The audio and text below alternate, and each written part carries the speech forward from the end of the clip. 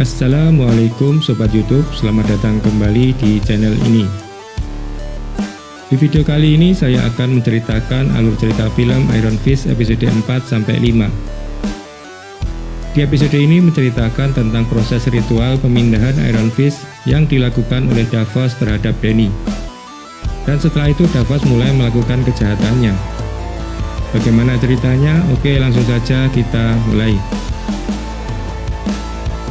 Setelah negosiasi antara geng Kapak dan Macan Emas gagal, Danny merasa menyesal. Ia merasa telah merusak peluang perdamaian di antara kedua geng itu. Lalu Colin Wing bertanya kembali apa yang Danny lihat di luar gedung itu saat negosiasi berlangsung. Danny mengatakan bahwa ia melihat beberapa orang di luar gedung bersiap melakukan penyergapan, dan ia tak tahu apakah itu dari kelompok Macan Emas atau geng Kapak karena cuaca gelap.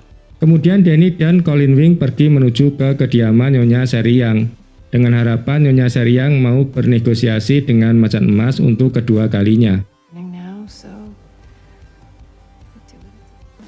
Di tempat lain, Davos menyewa Mary Walker untuk menangkap Danny.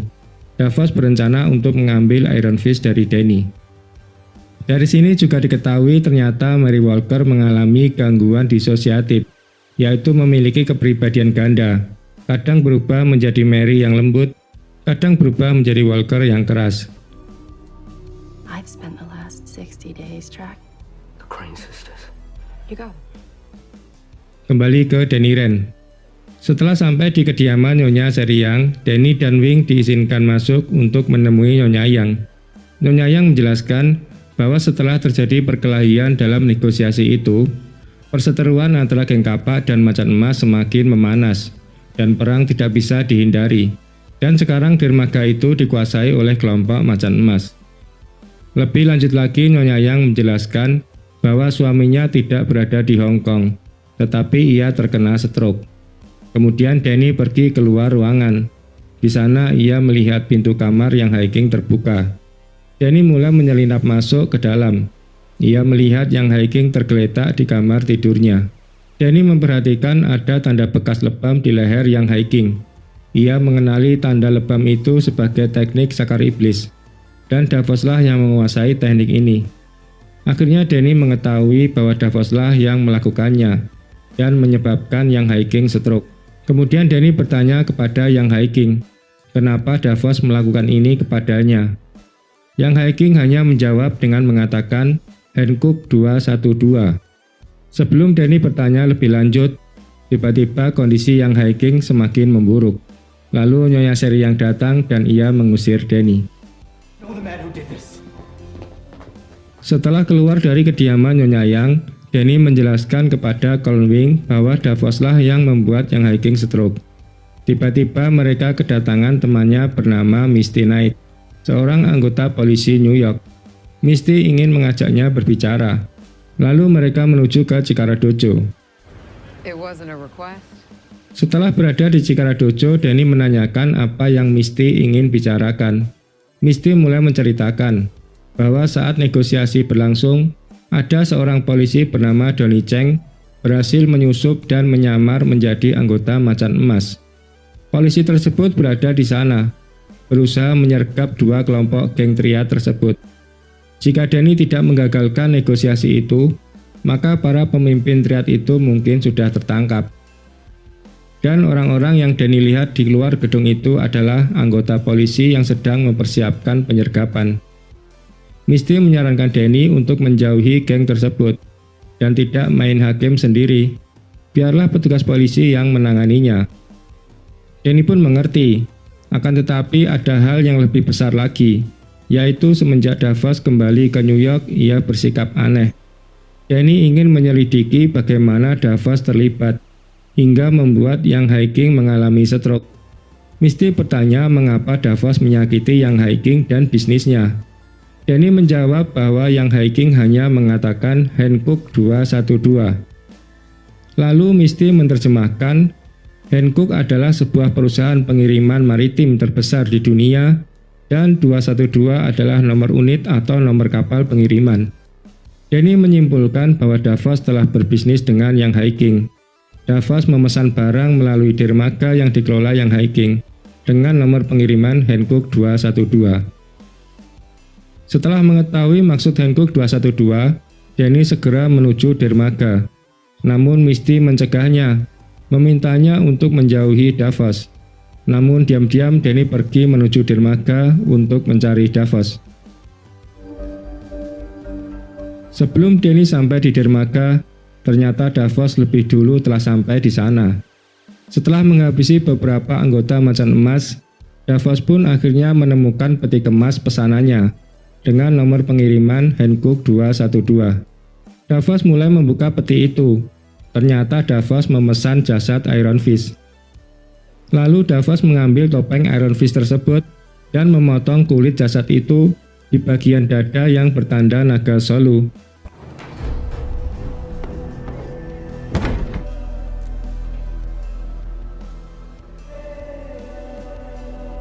Setelah Danny tiba di dermaga pada malam hari, ia mendapati beberapa orang telah tewas. Danny tidak menemukan Davos di sana. Ternyata Davos sudah pergi.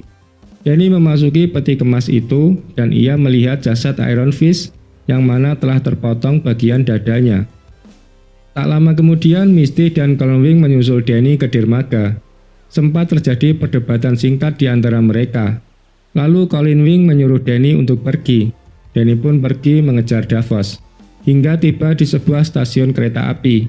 Saat Danny menelepon dan memberitahu Ijo Michum bahwa Davos berbahaya, tiba-tiba Danny diserang oleh Mary. Danny enggan melawan Mary karena ia menganggap Mary adalah temannya. Mary menusukkan obat bius ke tubuh Danny. Danny berusaha membela diri dan ia sempat menelpon Colin Wing dan memberitahunya tentang Mary Walker. Hingga akhirnya Danny tak sadarkan diri setelah obat bius tersebut bereaksi sehingga melemahkan tubuhnya. Dan akhirnya Danny pun pingsan. Kemudian Mary membawa Danny kepada Davos. Begitu sadar kembali, Danny melihat Davos sedang mempersiapkan sebuah ritual kuno. Ternyata Davos sedang melakukan ritual pemindahan Iron Fist. Danny menyaksikan 3 wanita membakar sebuah kulit yang berlambang naga Solu, kemudian mengambil darah Danny dan mencampurnya menjadi tinta. Lalu mereka mulai mentato di punggung Davos. Setelah melakukan beberapa ritual, akhirnya Davos mendekati Danny dan melakukan proses pemindahan Iron Fist kepadanya.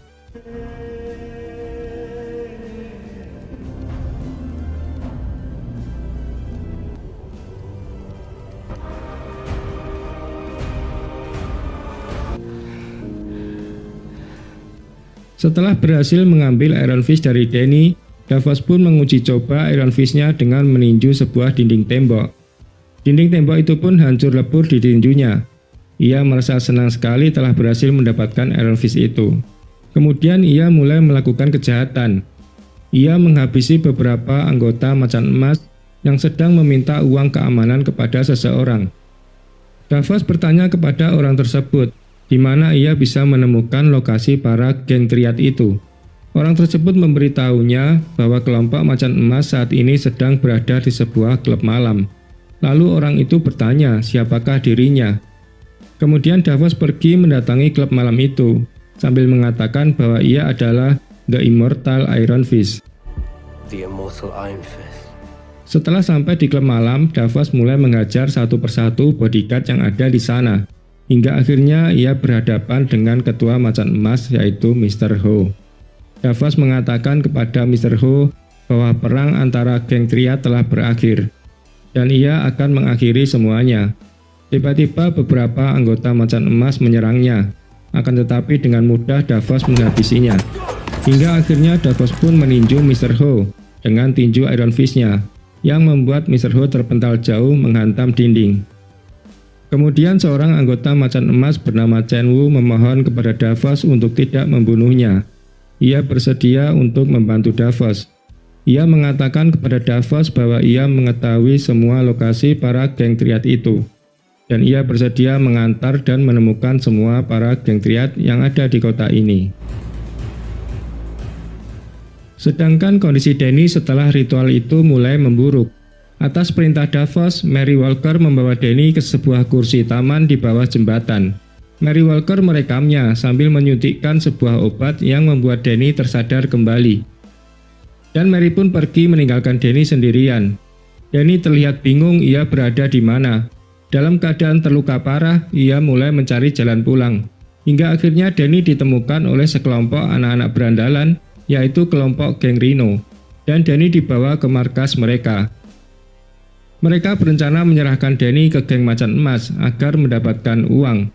Danny pun mengenali seorang anggota geng Rhino bernama Bibi. Danny meminta Bibi untuk menghubungi Colin Wing. Dengan imbalan, Danny akan memberikan apa yang Bibi mau. Merasa kasihan dengan Danny, Bibi pun menghubungi Colin Wing dan memberitahu Colin Wing lokasi keberadaan Danny. Kemudian Colin Wing dan Misty bergegas menuju markas geng Rhino. Wing dan Misty pun datang tepat waktunya, sebelum Rhino memotong jari Danny karena Danny hendak melarikan diri. Lalu Wing dan Misty membawa Danny pulang kembali ke Chikara Dojo. NYPD, drop it.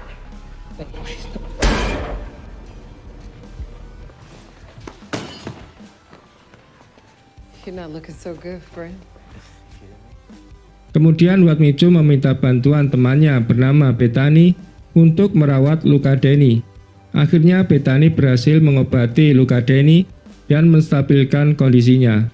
Sementara itu Wat Micho memberitahu Misty bahwa dari hasil penyelidikannya, Mary Walker adalah seorang pasukan khusus. Karena gangguan kesehatan, Mary dikeluarkan dari keanggotaan dan memulai pekerjaan swasta. Wat Micho bertanya bagaimana Danny terluka dan apa yang terjadi padanya. Colin Wing menjawab bahwa Davos yang melakukannya. Davos melakukan ritual pengambilan Iron Fist dari Danny. Dan di luar sana Davos membunuh para geng Triad. Mendengar Davos membunuh orang, Wat Michum pun khawatir dengan keselamatan Joy Michum. Karena Wat Michum tahu adiknya berkencan dengan Davos. Mengetahui Joy Michum berhubungan dengan Davos, akhirnya Misty dan Wing pun pergi untuk menjemput dan menanyai Joy Michum. Wing pun mulai mengetuk pintu rumah Joy. Namun Mary bersembunyi di saat Misty menyebutkan identitasnya yang seorang polisi. Joy Michum mengatakan bahwa dirinya sendirian. Merasa curiga dengan Joy Michum, Misty dan Colin Wing mulai memasuki dan menggeledah rumah Joy. Tiba-tiba Walker muncul dan menyerang Misty. Misty sempat kewalahan menghadapi Walker. Lalu Colin Wing berkelahi dengan Walker. Hingga akhirnya Misty mengambil pistol dan menodongkannya ke arah Walker. "Letakkan senjatamu, kalau tidak aku akan menembak kepalamu." Walker pun meletakkan senjatanya. Misty pun memborgol Walker, membawanya ke Chikara Dojo bersama dengan Joy Michum. Di Chikara Dojo, Joy Michum mengakui kalau dirinya dan Davoslah yang merencanakan untuk mencuri Iron Fist dari Danny. Dan ia telah membayar Mary untuk ikut terlibat dengannya. Danny pun bingung dan bengong mendengar ucapan Joy Michum. Dia tidak menyangka Joy Michum telah melakukan ini padanya. Dan cerita pun bersambung.